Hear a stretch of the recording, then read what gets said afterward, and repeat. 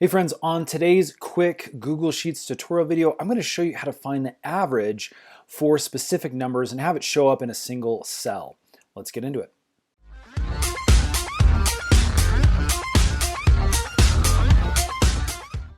Okay, so as you can see, we've got a really simple Google Sheets spreadsheet here, and we have a few numbers. We have some salesmen here, sales ladies, and basically these are their numbers for these specific columns. And so what we want to do is we want to find the average for these numbers. Now, as you can see, I have a little formula set up to find the sum of all of these numbers pulled together.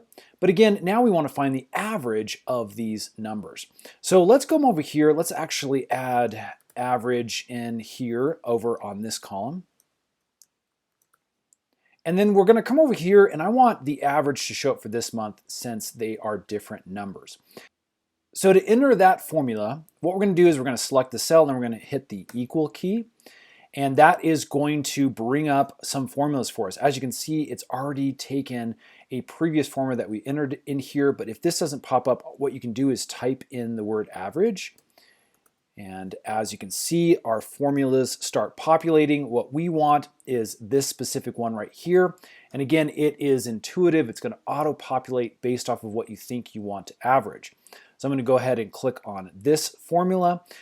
But let's take a look at things just a little bit deeper so you can adjust this as necessary.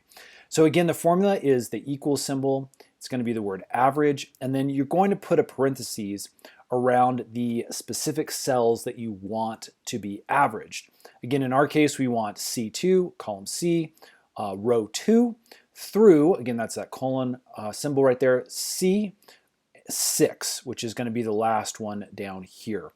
And that is obviously going to bring us an average of $625. Now remember, we don't want to sum this area here because that is our total for the month. We actually want to just average these numbers up here.